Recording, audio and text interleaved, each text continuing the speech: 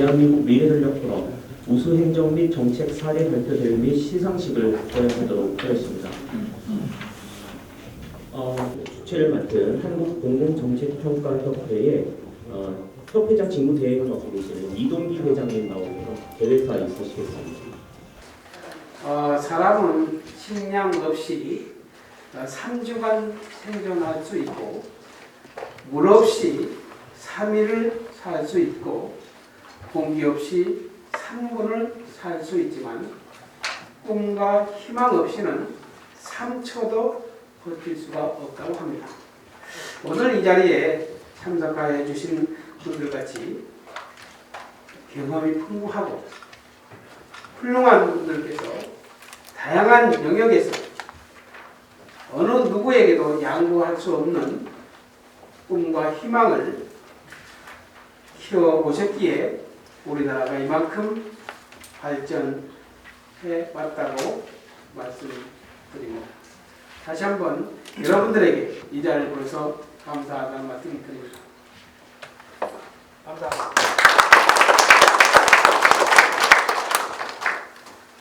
코로나 1단계부터 5단계가 적용되고 있는데 지방에는 1.5단계에 있는 적도 있고요. 아직 2단계까지는 하고 있지 않습니다. 저는 어제 1.5단계 지역에서 행사를 하나 치르고 왔습니다만 제4차 대한민국 미래전략 포럼 2020년 우수 행정 사례 및 정책 사례 발표회의 시상식에 참석해 주시고 특히 우수 행정 정책 사례 응모에 참여해 주신 중앙부처, 지방자치단체, 공공기관에 깊이 감사드립니다.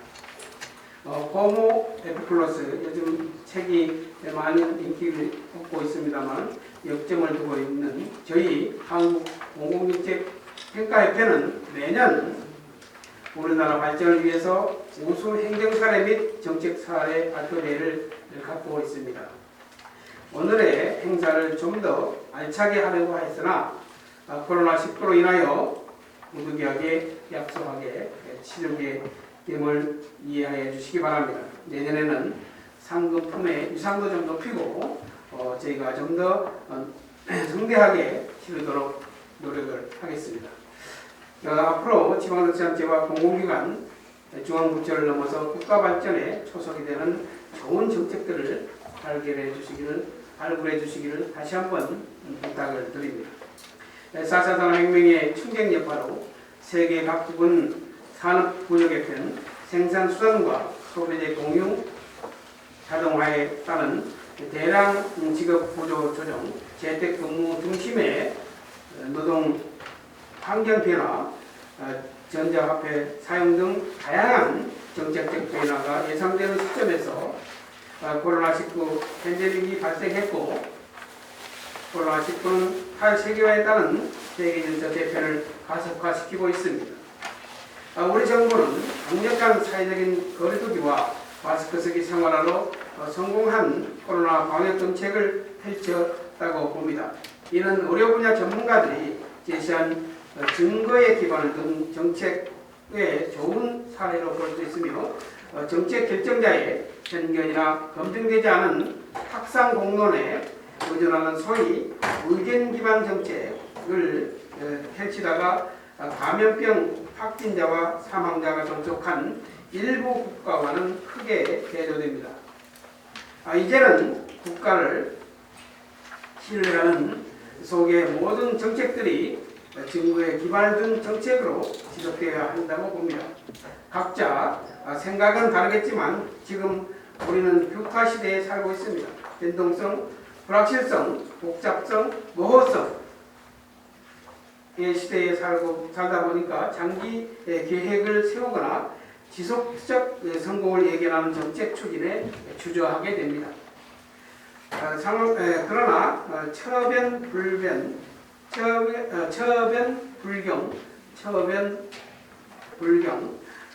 위험에 처하면 놀라고 당황하기 쉬운데 어떤 상황 속에서도 놀라지 않고 가볍게 행동하지 않는다는 뜻입니다. 끝으로 로봇과 드론이 사람의 직업을 부분적으로 대체하고 있지만 도널드 맨젤은 근대 행정학의 기본 가치인 3E 즉 효율성, 능률성, 효과성의 제4E의 윤리성을 추구해야 한다고 주장하고 윤리 역량을 강화해야 한다고 강조했습니다. 이 시대의 가장 적절한 화두가 아마 윤리가 아닌가 생각합니다. 다시 한번 제4차 대한민국 미래전략포럼 2020년 행정사례 및 정책 사례 발표대회 시상식에 참석해 주신 모든 분들께 다시 한번 감사드립니다. 다음은 본 행사의 공국 주관을 맡고 있는 한국 거버넌스 협회의 전광석 회장님 모시고 축사 드리겠습니다.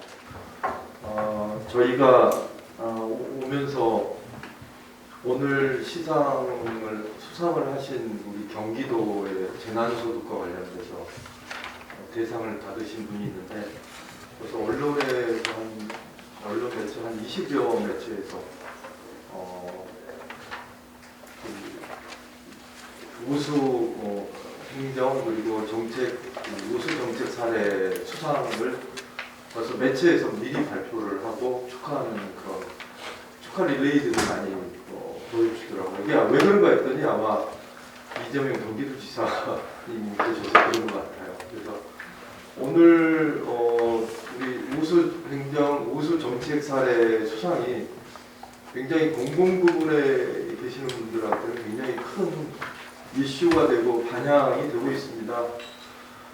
우리 행정사이드는 한 3가지 축으로 움직이고 있습니다. 정부 부처, 지방자치단체 그리고 공공기관, 공공기관은 이제 중앙의 공공기관, 지방의 공공기관 이렇게 삼두마차가 함께 좋은 정책을 생산하고 또 그게 국민의 삶을 편리하고 국민의 삶의 질을 좀 우수하게 하는 그런 토양을 만들어내고 있습니다. 그런 측면에서 오늘 우수 행정, 우수 정책 사례 발표 그리고 그분들에 대한 수상은 결국은 국가의 경쟁력을 향상시키고 국민의 편의와 삶을 향상시키는 데 굉장히 기여한다고 볼 수가 있겠습니다. 그런 측면에서 오늘 이 자리에 함께 하신 여러분들이 주인공이고 여러분들이 진정한 애국자입니다. 그런 측면에서 저희 공공정책평가협회와 그리고 한국거버넌스학회는 여러분들이 오랫동안 현장에서 근무하시면서 좋은 정책들을 상용화하고 정책 집행화하고 이걸 널리 알리는 그런 역할들을 하고 있음을 굉장한 자부와 긍지로 생각을 하고 있습니다. 올해는 많은 분들이 응모를 해주시지 못했습니다. 그렇지만 앞으로 우리가 이제 닥쳐올 코로나19 이후에 포스트 코로나 시대에 일하는 방식에 대한 변화 그리고 시민들에게 어떻게 하면 행정의 서비스 질을 높일까 하는 그런 고민들이 많이 묻어나는 정책들을 많이 제시해 주셨습니다. 이런 것들이 국가의 경쟁력을 높이고 그리고 대한민국의 공무원들의 어떤 적극 행정을 통해서 우리나라가 진정한 선진국가로 나아가는 그런 토대가 될 거라고 보여집니다. 저희들이 할 일은 우수한 행정 사례를 널리 알리고 그리고 정책 사례를 발굴하고 벤치마킹하는 그런 역할을 하는 것입니다. 그래서 오늘 모처럼 이번에는 정부 부처, 중앙부처 그리고 지방자치단체 그리고 공공부문 한 세 분야에서 수상자가 나왔지만 앞으로는 지방공기업뿐만 아니라 협회나 단체나 조합에서도 좋은 정책 사례들을 발굴하는 노력들은 계속 이루어질 것입니다. 여러분들이 진정한 적극 행정을 수행하는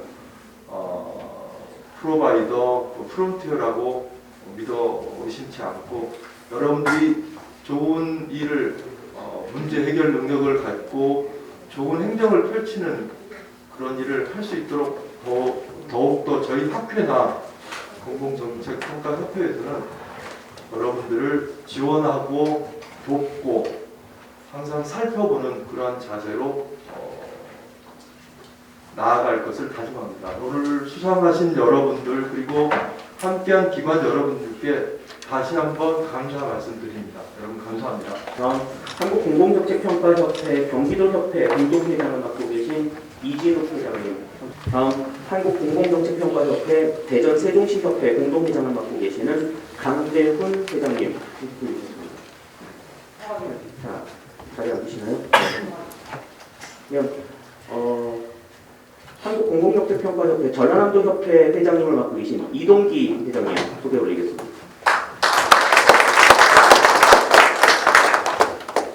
다음 한국공공정책평가협회 전라북도협회 공동회장을 맡고 계시는 강민규 회장님과 유기현 회장님 소개 올리겠습니다.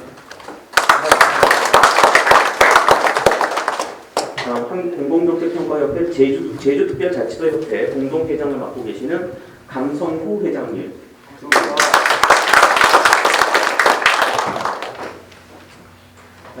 한국공공정책평가협회 서울특별시협회 공동회장을 맡고 계시는 김창도 회장님과 박환희 회장님 소개 올리겠습니다. 그리고 한국공공정책평가협회 경상남도협회 공동회장을 맡고 계시는 양성일 회장님 소개 올리겠습니다. 참석해주신 내림 여러분께 진심으로 감사의 말씀 드리겠습니다. 그러면 이제 1부 순서로 우수 정책 사례 발표를 진행하도록 하겠습니다. 이 우수 정책 발표는 3개 기관에서 지금 발표 준비를 하고 있는데요. 첫 번째 발표는 4차 산업혁명 신기술에 대한 정확한 특허 심사와 관련한 내용을 발표해 주시겠습니다. 특허청의 박재훈 부이사관님 모십니다. 박수로 맞이해 주시기 바랍니다. 네, 안녕하십니까. 이렇게 귀한 자리에 저희가 제안했던 프로그램에 대해서 높이 평가를 해주시고 이렇게 수상의 영광을 주시고 또 이런 발표의 기회까지 주신 저희 한국공공정책평가협회 그리고 한국가버넌스학회 관계자 여러분들께 진심으로 감사의 말씀드립니다. 오늘 저희가 이제 이것을 수상하게 됐고 발표를 하게 됐다고 해서 발표 준비를 하면서 좀 고민을 사실 안 할 수가 없었습니다. 사실 특허 행정이라고 하는 것이 대상은 전 국민이 대상이고 또 외국인도 대상이 될 수가 있는데 실질적으로 특허 행정을 경험해 보신 분들은 그다지 많지 않을 것 같다는 생각을 좀 했습니다. 그래서 저희가 오늘 소개해드리는 이런 내용이 저희에게는 너무나 익숙하고 당연한 일이고 저희가 한 일이 얼마나 어려운 일이었었는지를 저희는 체감을 하지만 여기 계신 분들이 과연 여기 계신 분들에게 어떻게 효과적으로 전달을 할 수 있을까라고 하는 데서 고민을 했었는데요. 오히려 거꾸로 생각을 해보면 저희가 뭐 여러 가지 루트를 통해서 저희가 하고 있는 일들에 대해서 이렇게 알려드리고 홍보를 하고 있지만 충분히 잘했다고 생각을 하는데 이 자리를 통해서 저희가 하고 있는 일들을 한 번 더 알려드리는 그런 기회, 계기가 됐으면 하는 그런 생각을 가지고 오늘 말씀을 드리겠습니다. 그리고 가능하면 뭐 복잡하고 어려운 얘기보다 사례 같은 것들을 들어서 이해를 좀 돕고자 합니다. 저희가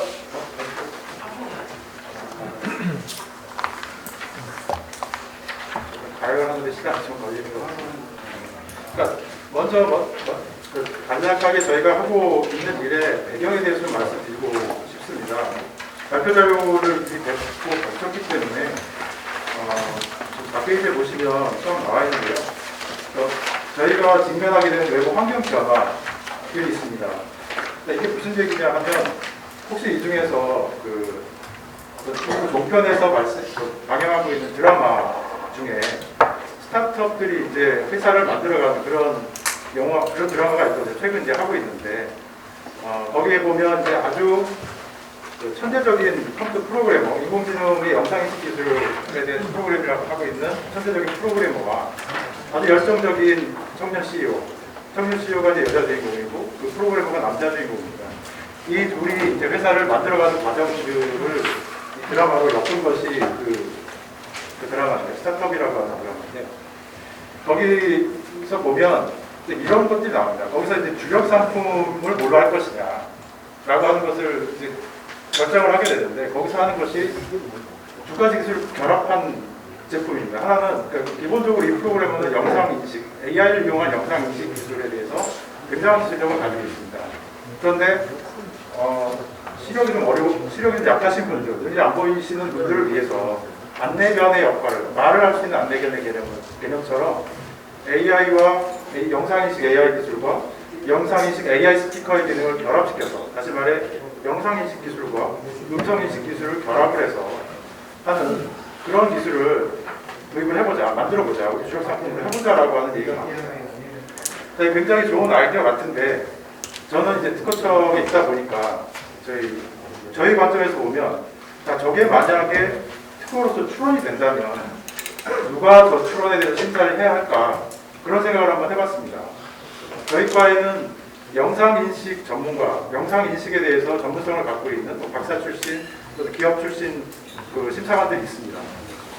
또 자연어 처리나 언어 음성인식을 담당했고 연구했던 심사관들도 있습니다. 하지만 영상인식을 담당하고 있는 심사관이 자연어 처리나 음성 처리를 잘 알지는 못하고요. 또 거꾸로 자연어 처리나 음성 처리를 하고 했던 사람이 영상 처리에 대해서 전문성이 있다라고 하기가 좀 어렵습니다. 물론 개인적으로 노력해서 극복할 수 있겠으나 일반적으로 그렇다는 말씀입니다. 만약에 그런 상황이 벌어져서 그런 기술이 출원이 되면 과연 우리 청에서는 그걸 어떻게 정확하게 심사를 해서 정확한 권리를 내줄 수가 있을까? 그런 고민을 저희는 하게 됐고, 또 이제 마침 전체적으로 저희 특허 출원되는 것이 한 1년에 한 20만 건이 넘게 되는데, 그 중에 한 30% 가까이가 이런 기술들이 융합돼서 출원이 되고 있다는 겁니다. 그러니까 이것은 현실적으로 우리가 해결해야 되는 문제고, 더구나 4차 산업혁명 시대를 맞이해서 그런 것들이 더욱더 확대될 것으로 저희는 예상을 했기 때문에 이거에 대한 대책을 세울 수밖에 없었고, 그렇게 세운 것이 바로 저희가 이번에 제안했던 특허 3인협의 심사가 되겠습니다. 화면이 안 돼서 그냥 계속 말씀드리겠습니다. 그래서 4페이지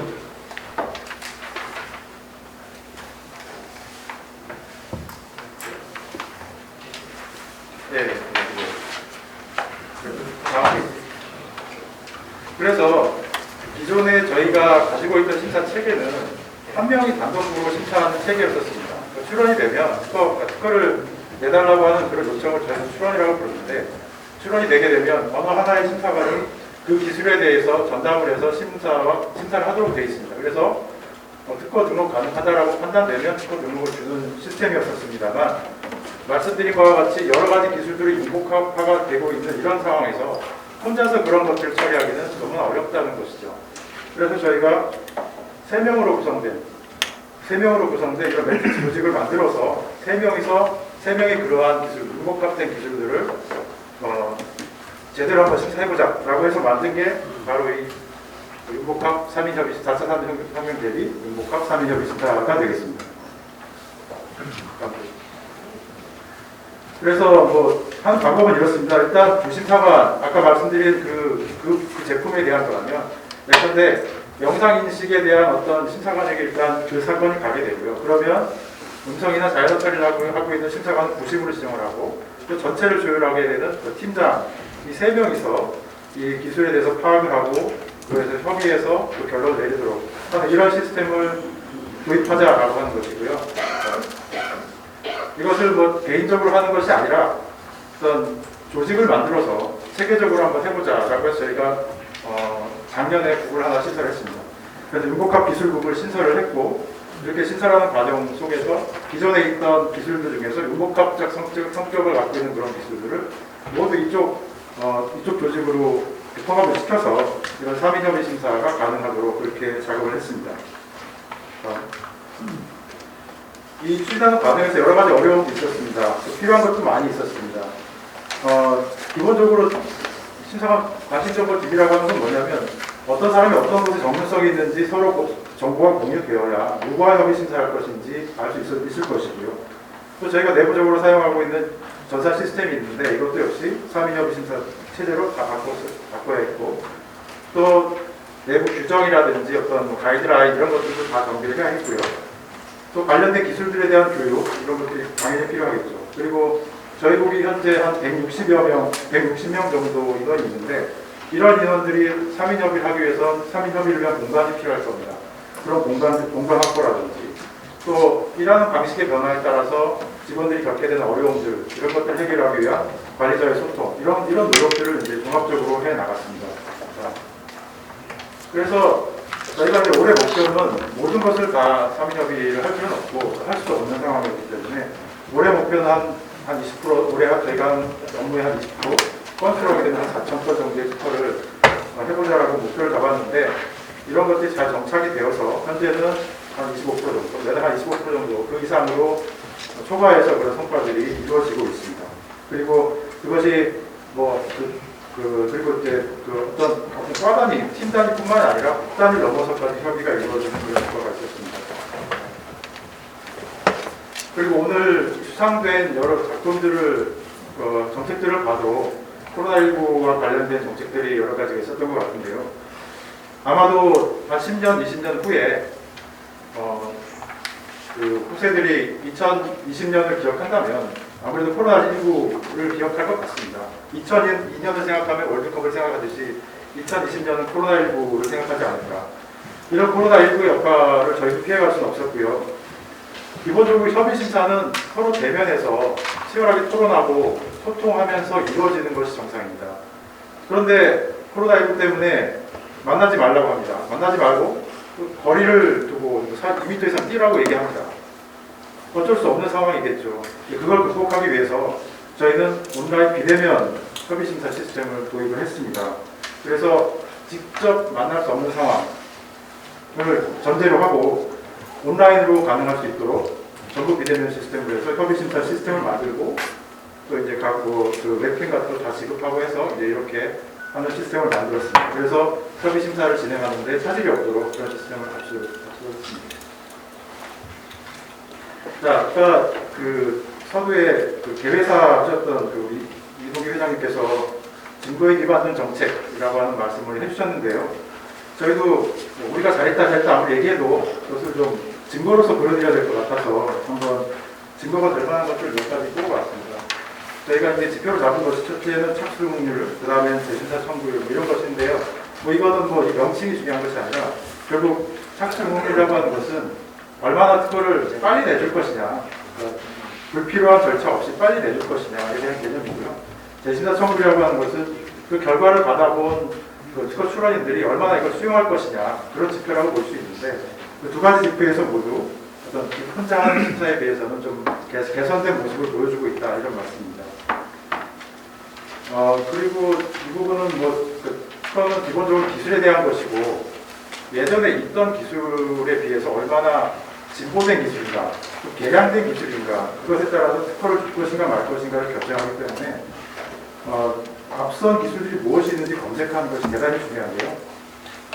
이런 선행기술 검색이 대단히 중요하고 또 어려운 작업입니다. 이런 것에 있어서도 단독심사에 비해서 3인 협의심사가 훨씬 더 잘 하고 있다라고 하는 그런 것을 보여주는 게 되겠습니다. 그리고 단독심사, 그러니까 이런 3인 협의를 했던 건들뿐만이 아니라 3인 협의에 참여했던 사람들이 하는 개인적인 단독심사 거기에까지 그런 긍정적인 영향들이 미쳐서 그 심사 품질, 특허 심사 품질 향상에 크게 기여하고 있다라고 하는 것을 보여주는 지표가 되겠습니다. 자, 이렇게 우리가 하고 있는 이런 노력들이 과연 그러면 열심히 하고 있는 건 알겠는데 일반 국민에게 무엇이 좋은가? 저는 아까 말씀드린 그 스타트업 같은 경우에 그 자기들이 가지고 있는 그런 권리, 그 기술을 권리화하고 그 권리화를 해야 빨리 권리화를 해야 투자도 받고 기술 이전도 할 수 있고 기타 여러 융자도 받을 수 있고 이렇게 할 수 있는 의사결정을 할 수 있을 것입니다. 이런 3인 협의를 통해서 적절한 권리를 빠른 시간 내에 설정시켜 드린다는 것, 만들어 드린다는 것 그런 것을 통해서 우리 기업 활동이나 창작 활동, 연구 활동들을 좀 도움을 드릴 수 있는 그런 효과가 있다고 말씀드리겠습니다. 이건 이제 코로나19 진단 키트와 관련돼서 실제로 저희가 처리했던 건이 되겠습니다. 이건 그 제1호 특허, 진단 키트와 관련된 제1호 특허가 국군 의무사령부에서 나갔는데요. 올해 2월 11일 날 출원이 되어서 4월 20일 날 최종 특허 결정이 됐습니다. 불과 2달 좀 더 돼서 이제 결과가 나왔고요. 이렇게 할 수 있었던 것은 뭐 빨리 처리해주는 제도도 있었지만 거기에 협의체를 구성을 해서 그 바이러스 전문가, 미생물 전문가와 의료 진단 전문가들이 그 출원인과 같이 노력을 해서 적절한 권리를 빨리 줄 수 있도록 하는 그런 노력의 결과라고 저는 생각하고 있습니다. 그리고 최근에는 특허청 내부에서만 이런 협의 심사를 할 것이 아니라 특허를 출원한 사람, 어떻게 보면 그 발명을 가장 잘할 수 있는 사람이 바로 특허를 출원한 사람일 텐데 그 출원인과 내부의 특허청에 있는 세 명의 사람들이 같이 힘을 합쳐서 강한 권리를 만들어줄 수 있는 그런 제도는 없겠나 그런 고민하에서 나온 것이 소통형 협의 심사, 다시 말해 출원인과 심사관이 같이 협력해서 권리를 만들어가는 그런 소통형 협의 심사를 현재 시범적으로 추진하고 있습니다. 저희는 앞으로 이런 그 긍정적 효과가 나타나고 있는 협의 심사를 지속적으로 할 것이고요. 또 건수를 지속적으로 확대해 나갈 계획입니다. 이를 위해서 필요한 환경을 개선하고 또 내부 시스템을 개선하고 또 이것을 평가하기 위한 지표를 발굴하고 또 우리뿐만 아니라 좀 확대시킬 수 있는 그런 여러 가지 노력들을 해 나가도록 하겠습니다. 마지막으로 오늘 아까 여기 플래카드에 보니까 21세기 글로벌한 무한 경쟁 시대에 오늘보다 더 나은 내일을 위한 행정의 발전을 위해서 이런 것들이 마련되었다라고 말씀을 해주셨는데요. 저희도 이 무한 경쟁 시대에 특허행정의 발전을 위해서 또 세계적으로 경쟁력을 갖는 특허행정을 위해서 표시하는 노력을 다하겠습니다. 오늘 이 자리를 만들어주신 관계자 여러분께 다시 한번 감사의 말씀드립니다. 감사합니다. 다음 발표는 마스크 생산 핵심 원료 수급 안정화 및 국민안전 강화 지원에 대해서 발표가 있겠습니다. 대한무역투자진흥공사의 유재욱 차장님 모시겠습니다. 박수 맞이해 주시죠. 저희 기관에 이런 높은 평가와 좋은 자리를 마련해 주신 이동규 회장님과 관계자 여러분들께 감사드립니다. 저희는 오늘 마스크 NB 필터라고 연초에 아마 마스크 대란 위기가 우려된다는 뉴스를 많이 보셨을 겁니다. 코로나19가 사실 모든 걸 바꿔놓고 있는 상황에서 이 마스크 방역에 대한 위기가 많았었는데 그에 대해서 저희 기관이 이런 국가적인 위기를 어떻게 막아보고자 노력했고 그를 바탕으로 어떤 성과를 냈는지 그런 말씀을 드리려고 하고 있고요. 그에 앞서서 아마 저희 기관이 좀 생소하실 분도 있으실 텐데 기관 소개와 간략한 배경에 대해서 설명을 드리겠습니다.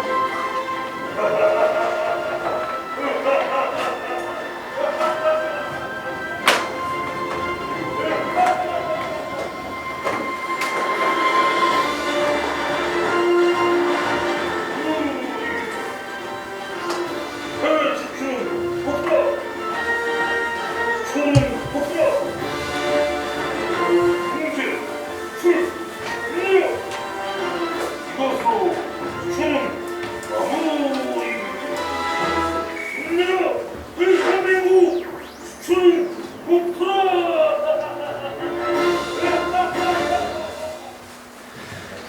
그 요새 코로나 블루라고 많이 들어보셨죠? 코로나 때문에 사실 모든 분들이 다들 좀 침울해지실 텐데 수출도 마찬가지입니다. 특히 수출 중소기업 분들은 신규 바이오 발굴도 어렵고 바이오 미팅도 어렵고 많이 어려움을 느끼시는데 저희가 그런 분들에게 조금이라도 위안을 드리고자 요새 이런 재밌는 영상들을 많이 만들고 있습니다.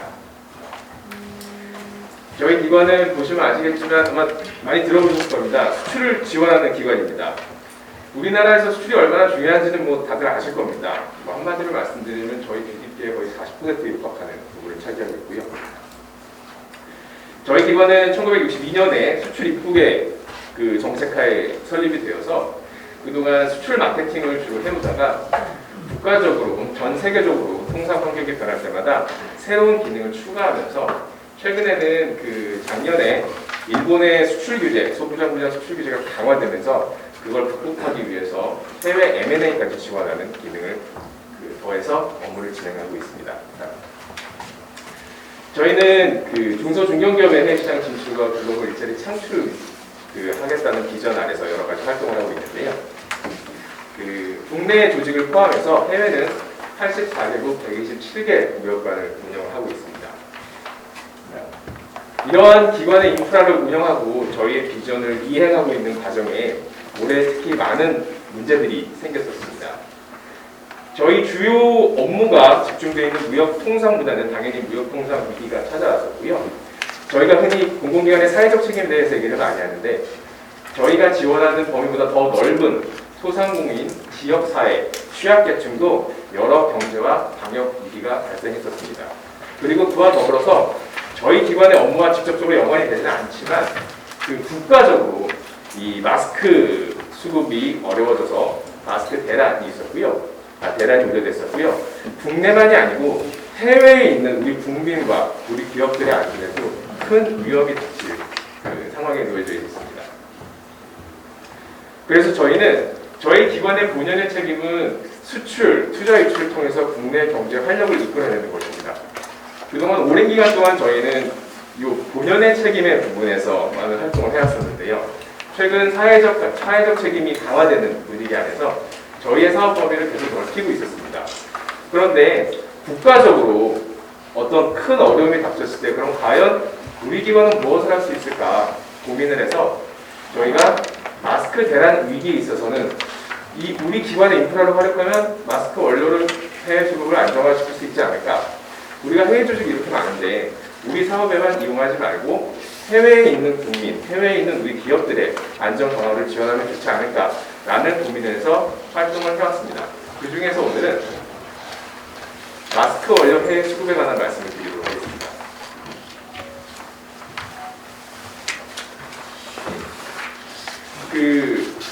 올 초에 아마 1월 말 2월 전후로 해서 코로나가 급격히 확산되면서 언론 매체를 통해서 관련 소식들을 많이 접하셨을 겁니다. 저희가 코로나 이전에는 마스크가 국내에서 300만 장 정도 생산이 됐었고요. 그 다음에 그 국내 MB 필터라고 그림에 보시면 마스크 앞부분에 들어가는 그 굉장히 섬세한 필터가 들어갑니다. 그 필터를 우리나라에서는 한 3톤 정도 생산하고 있었습니다. 그리고 부족분이 있는데 부족분은 거의 한 중국에서 대부분 수입을 하던 상황이었습니다. 하루에 300만 장씩 생산하던 마스크 생산량을 코로나가 확산되면서 정부에서는 일 1천만 개 이상 생산할 필요에 놓여졌었습니다. 그러면은 마스크 원료 수입을 굉장히 많이 해야 되는데 그 중국도 코로나가 확산되는 바람에 중국에서 마스크 필터 원료를 MB 필터라고 하는데요. 그 수출 제한 품목으로 지정을 해버립니다. 그래서 그 전부터 그 국내에서는 원자재, 이 마스크를 만드는 원자재가 부족해서 마스크 생산에 차질이 있을 거다라는 우려가 있었는데 그에 대해서 그 실제로 그 제조기업들이 중국에서 마스크 필터를 들여오지 못해서 제조가 중단되는 사태가 발생하고 있었습니다. 저희 기관은 사실 코로나19 때문에 수출이 급감했기 때문에 1월부터 비상대책반을 운영을 하고 있습니다. 그래서 대부분의 정책들은 저희 주요 사업, 본연의 업무에 연결되어 있는 수출 지원 정책들이었는데요. 이때 저 국가적인 마스크 위기 상황에 대응하기 위해서 저희 기관의 해외 인프라를 통해서 전 세계에서 중국 대신에 마스크 ND 필터를 제공할 수 있는 다른 수입처, 대체 수입처를 발굴하고자 조사를 즉시 시행을 했습니다. 그래서 2월 14일에 33개국에 거쳐서 133개의 잠재 보고서를 발표했습니다. 근데 문제는 그 시간이었습니다. 그 잠재 공급처에서 발굴할 수 있는 각자 나라에서도 코로나가 매우 확산되어 있었기 때문에 과연 그 물량을 우리나라로 가지고 올 수 있느냐, 우리가 마스크 대란을 막을 수 있는 그 적절한 타이밍에 그 기업들한테 공급을 해줄 수 있느냐, 이 문제에 더불어서 전 세계적으로 마스크 원료에 대해서 수급이 맞지 않는 상황이었기 때문에 가격이 계속 치솟고 있었습니다. 그래서 시간이 지나면 지날수록 계속 조달 단가가 올라가는 상황이었습니다. 그래서 저희가 하지 않았던 일에 대해서 하는 것도 저희가 적극 행정으로 많은 부분들 어필을 드리고 있는데요. 그와 더불어서 저희가 민관 협업 체계를 구축해서 통상 6개월에서 1년 걸리는 그 조달 절차, 수입과 조달 절차를 한 1개월 남짓으로 줄였습니다. 그러기 위해서 저희 기업만 할 수 없었기 때문에 산업통상자원부에서 총괄을 맡아주셨고요. 저희는 해외 수입처 샘플 반입 등을 저희 해외에 있는 지사에 있는 직원들이 뛰어다니면서 수급을 했고, 그 마스크 같은 경우에는 워낙 물량이 딸려서 선수금을 줘야 필터를 가져올 수가 있었습니다. 그렇지만 저희 정부에서는 조달 선수금을 주고 갖고 올 수는 없습니다. 그래서 저희가 저기는 민간기업이라고 써놨는데 삼성물산에서 적극 지원을 해주세요. 삼성물산에서 먼저 돈을 내고 나중에 조달청에서 빠르게 처리해주는 식으로 그 시간의 제약을 극복했고, 그 품질 검사 기간 그 마스크 필터로 들어와도 여기서 샘플을 검사하고 다 검증을 통과해야 저희가 수입할 수가 있는데 관련 기관들에서도 굉장히 빠르게 그 절차를 진행해 주었습니다. 그래서 저희가 시작한 지 한 달 남짓 지나서 드디어 첫 물량 2.5톤을 해외에서 신규도 들어왔고요. 생산이 중단되었던 4개 기업에 있어서 그 저희가 마스크 생산이 중단되었던 기업들의 숨통을 틔워주었고, 결과적으로 6월까지 93톤의 물량을 확보해서 총 60개의 마스크 제조 기업에 그 원가로 저 마스크 필터를 나눠줘서 여유 있게 그 마스크 생산이 이루어질 수 있도록 지원한다 했습니다. 이와 더불어서 아까 말씀드렸는데 저희 기관이 갖고 있는 자원, 인프라를 어떻게 국가와 국민들을 위해 사용할 수 있을까 고민하던 그 차에 해외에 보시면 대사관이 없는 나라들이 있고 같은 나라 안에도 저희 공관이 소재하지 않는 지역들이 있습니다. 그런 지역 중에 저희 해외사무소가 운영되는 게 한 20개 정도 있는데요. 그 중에 저희가 차차 확대하고 있지만 작년에는 4개 해외 무역관을 개방해서 어떤 비자를 분실했다든지 현지에서 어떤 안전에 관련된 이슈가 생겼을 때 저희 해외 조직이 공관을 대신해서 국민들을 지원해 주고 있습니다. 이 예로 쿠바에서 아마 다녀오신 분도 있을 텐데 코로나19 때문에 귀국편이 모두 없어져 버렸습니다. 그래서 저희 조직에서는 그 쿠바에 소재한 캐나다 대사관과 협업을 해서요, 캐나다 국민들을 쿠바에서 캐나다로 이송하는 비행기에 저희 자리를 좀 달라고 요청을 해서 우리 국민들을 캐나다 수송기에 태웠습니다. 그래서 토론토를 거쳐서 귀국시켜드린 사례가 있고요. 또 하나는 중국 기업, 중국에 그 코로나가 잠잠해진 이후에 생산 재개를 할 수 있는 여건이 됐는데 문제는 전 직원이 마스크를 쓰고 마스크를 공장 안에 기축을 해야 재개를 할 수 있었습니다. 그러나 문제가 우리나라에서 마스크 수출이 제한돼 있었기 때문에 본사에서 중국 지사로 마스크를 보낼 수가 없는 상황이었습니다. 그래서 저희는 해외에서 해외로 그 마스크를 조달하는 방법을 강구해서 저희 인도네시아에 있는 자카르타 무역관에서 마스크를 약 20만 개를 구입을 해서 중국으로 보내서 중국에 있는 한국 진출 기업을 도와드린 바 있습니다. 그리고 저희가 해외에서 오래 사업을 했기 때문에 그 해외 정부기관과 기업들하고 네트워크가 많이 있는 편인데요. 그 중국이 어느 정도 코로나가 진정된 무렵에 한국을 도와주고 싶다 그래서 중국의 각 지방자치단체, 성정부, 기관기관들이 저희한테 한 26만 장의 마스크를 기부한 적이 있습니다. 그래서 저희는 그거를 모두 대한족십자사에 전달해서 취약계층에 전달할 수 있고요. 그 다음에 저희 공공기관 최초로 그 혈액이 모자르다는 소식을 접해 들어서 직원들 헌혈을 실시했고, 임직원용으로 구매한 저희 마스크 손소독제 의료분이 있었는데 그걸 다 대구가 워낙 위험한 지역이었기 때문에 일부 지역 장애인 시설에 나 있습니다. 저희가 사실은 흔히 코트라를 언론에서 보시면 뭐 수출, 무역, 투자 유치 이런 업무를 많이 연관돼서 보시게 될 텐데요. 저희가 내부적으로 이런 업무를 하면서 저희 기관 내부적으로도 좀 많이 헷갈렸었습니다. 이게 과연 우리 일인가? 우리가 해야 할 일인가? 왜 우리가 해야 되지? 라는 생각이 있었는데 오늘 이렇게 좋은 평가를 해주시고 외부에서 인정을 해주시니까 저희도 이제 이게 공공기관이 갖는 방향이 맞구나. 단순히 우리에게 주어진 미션에 제한하지 않고 또한 국민을 위해서 우리의 인프라를 사용하는 게 맞구나라는 확신을 얻을 수 있었습니다. 오늘 이 자리는 이 모든 사업을 총괄하신 저희 김윤태 센터장님도 같이 오셨습니다. 잠깐 관련 사례에 대해서 문의가 있으시거나 혹시 유사한 분야에서 저희 기관과 협업을 원하시는 경우가 있으면 언제든지 말씀 주시면 감사하겠습니다. 좋은 말씀 들었습니다. 다음은 코로나19 경제 방역의 핵심, 경기도 재난기본소득과 관련한 발표 듣겠습니다. 경기도청의 김영호 주무관님 모시겠습니다. 박수 맞이해주시기 바랍니다. 안녕하십니까. 경기도청 기획담당인 김영호 주무관입니다. 오늘 발표할 내용은 다 아시다시피 경기도 재난기본소득인데요. 이 발표 순서는 추진 배경, 그리고 사업 개혁, 검토사항, 세계관, 주요 성과순으로 발표하겠습니다. 먼저 추진 배경입니다. 코로나19가 장기화되고 전 세계적으로 확산됨에 따라 경제활동과 그리고 소비 심리가 위축됨에 따라 지역 경제는 대단히 어려움을 겪게 됩니다. 소상공인을 대상으로 한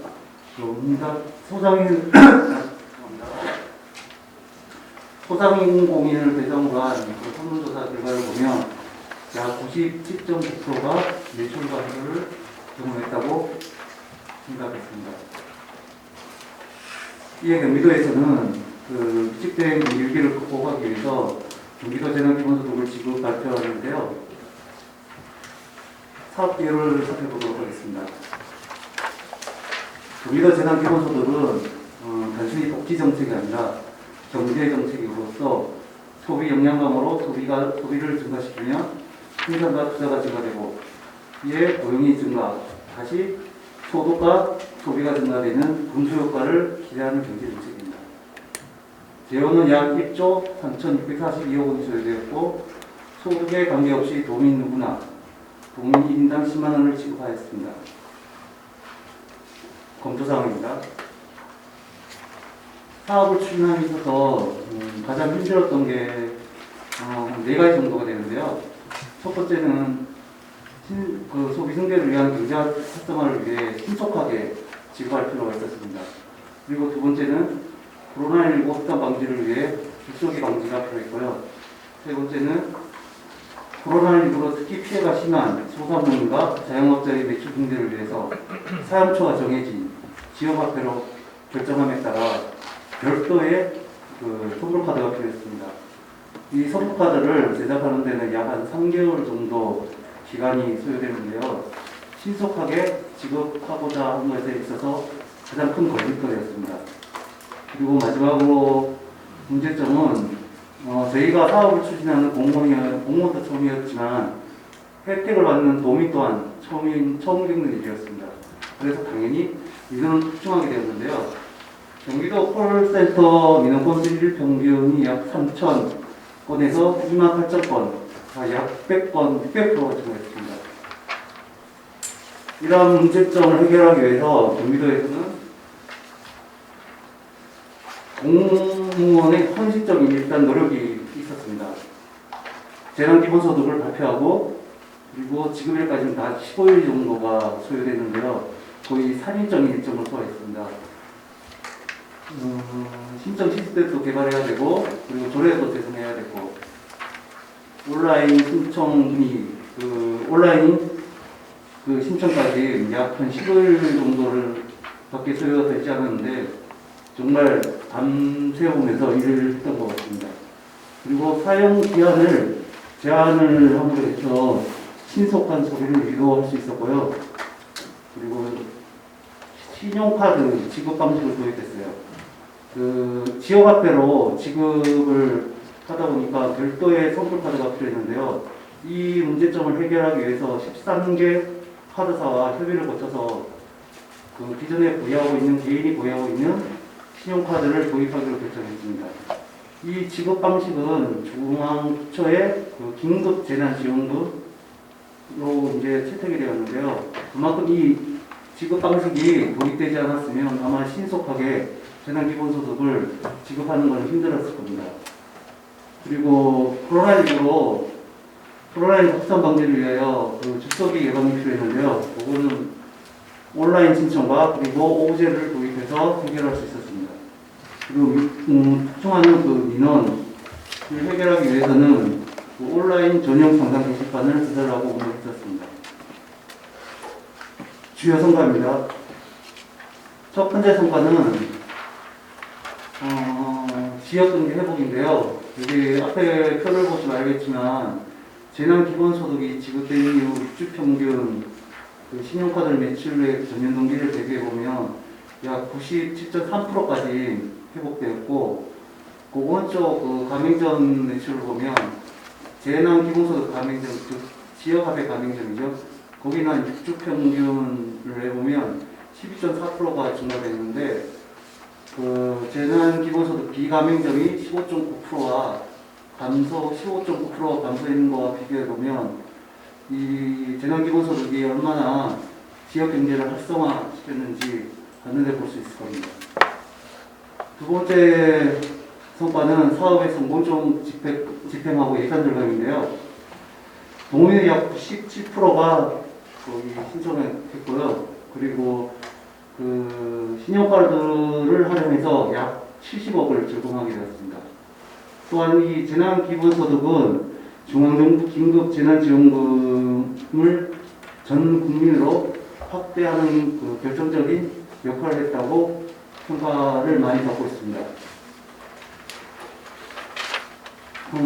당연히 동의의 만족도는 높을 수밖에 없는데요. 약 80%가 경련안에 도움이 될 거라고 말을 했고, 그리고 90%는 재난기본소득이 잘한 정책이라고 응답을 했습니다. 이것으로 발표를 마치겠는데요. 이 재난기본소득은 단순한 경제 정책이 복지 정책이 아니라 지역 개발과 지역 경제와 그리고 특히 골목상권 그리고 영세 사업자 그리고 소상공인들의 어려움에 빠진 소상공인들을 도움을 주는 복지적 경제 정책입니다. 이상 발표를 마치겠습니다. 감사합니다.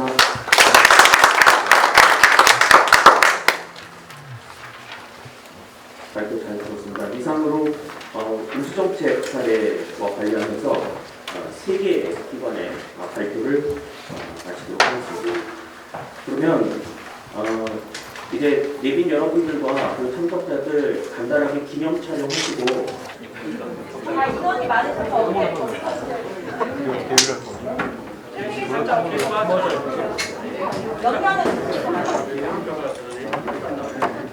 이렇게 빨리 좀 해달라고. 지금 개그맨나 이거. 그러면 우선 중앙부처부문의 장례사입니다. 중앙부처부문의 장례사는 모바일 빅데이터로 본 코로나19 인구이동 분석을 통한 정책자료 활용 성공 사례를 제출한 통계청이 차지했습니다. 통계청 관계자분들 앞으로 나와주시죠. 시상은 한국공공정책평가협회의 협회장 직무 대행을 맡고 계시는 이동기 회장님께서 수고해 주시겠습니다. 장려상 위 사업은 국가 발전에 기여하고 국민 편익 증대와 지역 사회 발전에 지대한 공헌을 하였기에 그 노고를 치하하며 타 기관에서 벤치마킹할 수 있는 사업으로 적합하기에 2020년도 최우수 행정 및 정책 사례로 선발하여 본 상장을 수여합니다. 2020년 11월 13일 한국공공정책평가협회 회장 직무대행 이동기, 한국거버넌스 학회 학회장 전광석.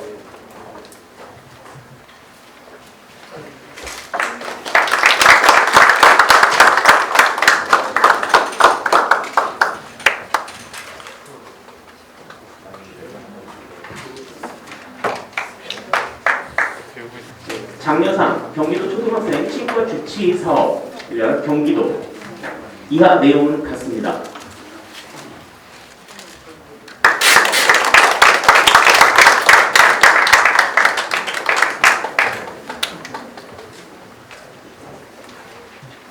장려상 주민사랑방 1797 팽나무 하우스 개건 및 운영 부산광역시 동래구. 이하 내용은 같습니다.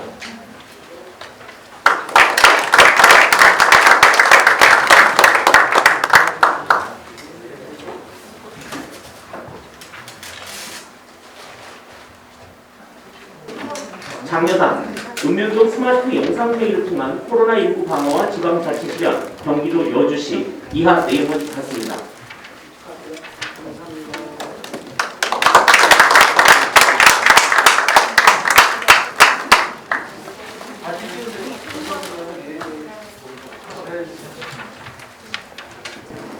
장려상 품질 비교정보 제공을 통한 우수 중소기업 제품 발굴 한국소비자원. 이하 내용은 같습니다.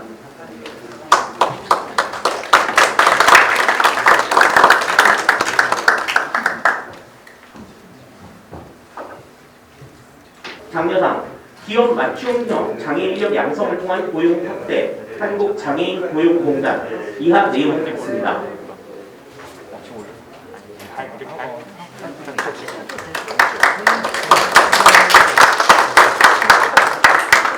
장려상 전자동부 ICT 기반 K방역 국제협력 선도 코로나19 민관합동 국제협력 대응체계 구축 한국정보화진흥원. 이하 내용은 같습니다.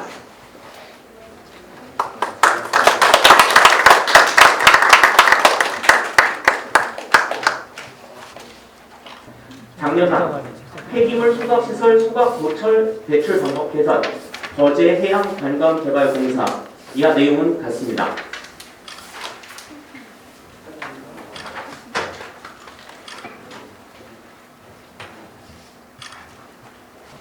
우수상 시상도 중앙부처, 광역단체, 자치단체, 공공기관, 지방동기업 순으로 진행하겠습니다. 우수상 송파서 스마트 치안 기상도 제작 경찰청. 위 사업은 국가 발전에 기여하고 국민 편익 증대와 지역사회 발전에 지대한 공헌을 하였기에 그 노고를 치하하며 타 기관에서 벤치마킹할 수 있는 사업으로 적합하기에 2020년도 최우수 행정 및 정책 사례로 선발하여 본회를 수여합니다.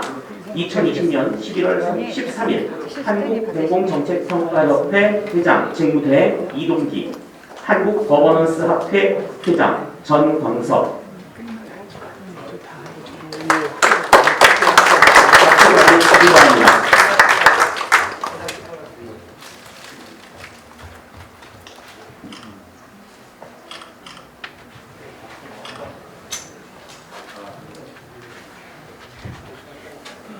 우수상 제조 혁신을 위한 스마트 공장 보급 확산을 주도 경남도청. 이하 내용은 같습니다.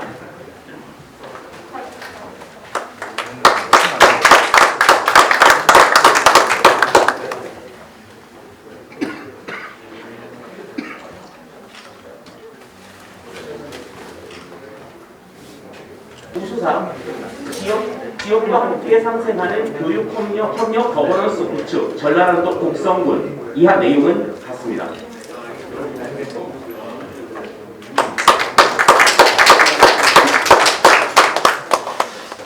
자, 다음 자치단체 우수상 두 번째입니다. 우수상 노원형 복지자원 전달체계 구축 서울특별시 노원구. 이하 내용은 같습니다.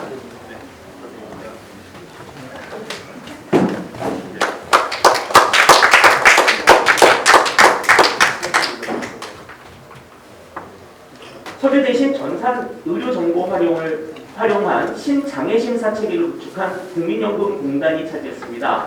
우수상 서류 대신 전산 의료 정보를 활용한 신장애심사 체계 구축 국민연금공단. 이하 내용은 같습니다.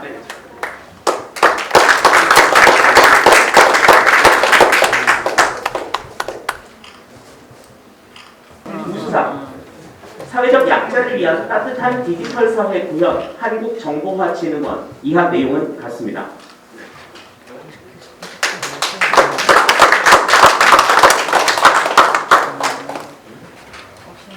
기장군 도시관리공단이 차지했습니다. 우수상 지역 특화형 기장군 진로 박람회 기장군 도시관리공단. 이하 내용은 같습니다.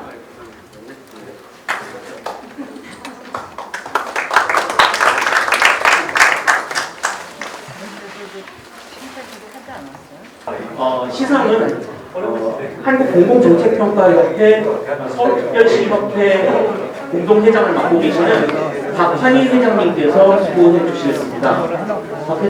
최우수상 코로나19 경제 방역의 핵심 경기도 재난 기본소득 경기도 위 사업은 국가 발전에 기여하고 국민 편익 증대와 지역사회 발전에 지대한 공헌을 하였기에 그 노고를 치하하며 타 기관에서 벤치마킹할 수 있는 사업으로 적합하기에 2020년도 최우수 행정 및 정책 사례로 선발하여 본패를 수여합니다. 2020년 10월 13일 한국공공정책평가협회 회장 정대행 이동기, 한국거버넌스학회 학회장 전강석. 박수로 수여해 주시기 바랍니다.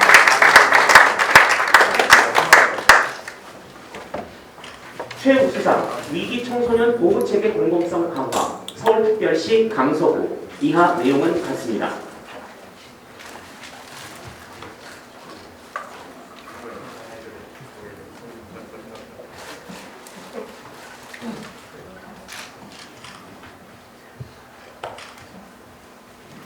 최우수상 마스크 생산 핵심 원료 수급 안정화 및 국민 안전 강화 지원 대한무역투자진흥공사. 이하 내용은 같습니다.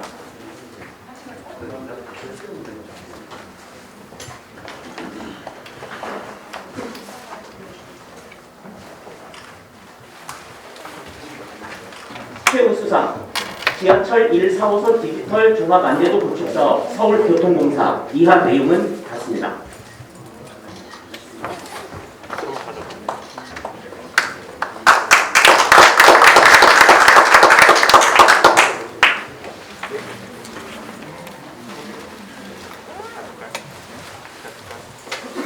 대상 4차 산업혁명 신기술에 대한 정확한 특허심사 3인 협의심사 특허청. 위 사업은 국가 발전에 기여하고 국민 편익 증대와 지역사회 발전에 지대한 공헌을 하였기에 그 노고를 치하하며 타 기관에서 벤치마킹할 수 있는 사업으로 적합하기에 2020년도 최우수 행정 및 정책 사례로 선발하여 본패를 수여합니다. 2020년 11월 13일 한국공공정책평가협회 회장 직무대행 이동기, 한국거버넌스학회 회장 전광석. 박수로 맞이해주시기 바랍니다.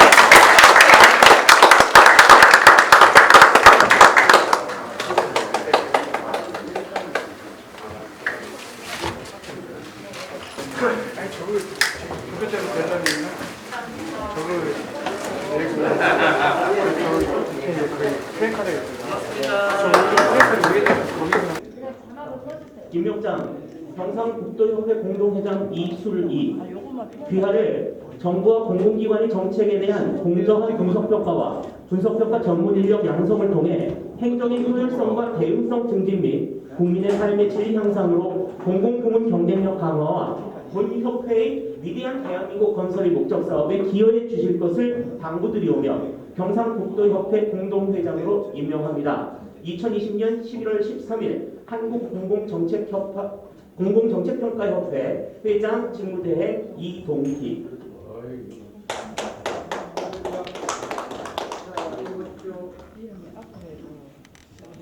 회장 대전세종시협회 공동회장 강대훈. 이하 내용은 같습니다.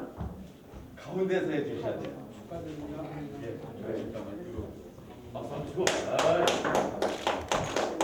임명장 전라북도협회 공동회장 강민규. 이하 내용은 같습니다.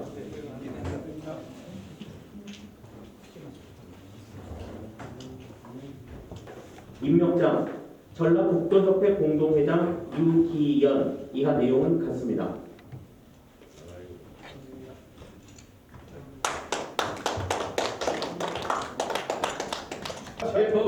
임명장 제주특별자치도협회 공동회장 강성후. 이하 내용은 같습니다.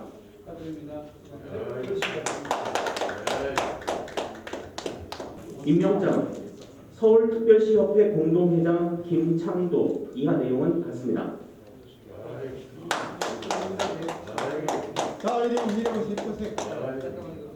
임명장 충청북도협회 공동회장 원순영. 이하 내용은 같습니다.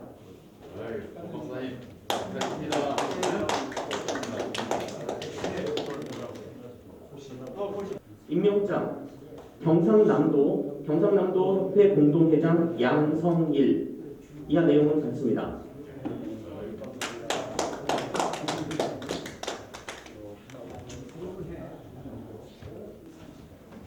임명장 서울시협회 부회장 이경호. 이하 내용은 같습니다.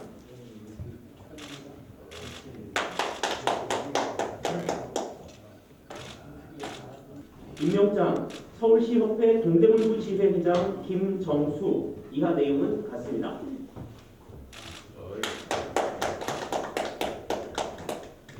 임명장 서울시협회 동구구 지회회장 최경애. 이하 내용은 같습니다.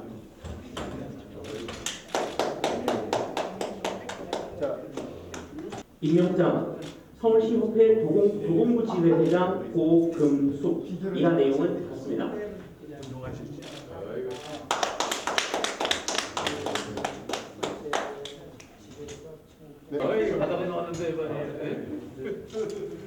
저기요, 이 뒤에 거두면 안 되나요, 스크린? 스크린 거둬도 예.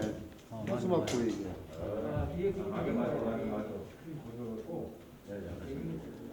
입니다. 저를 봐주세요. 네, 찍습니다. 네, 하나 남았어요. 하나. 네. 수고하셨습니다. 올레 날 따라 해봐요. 스타트. 8, 3, 8.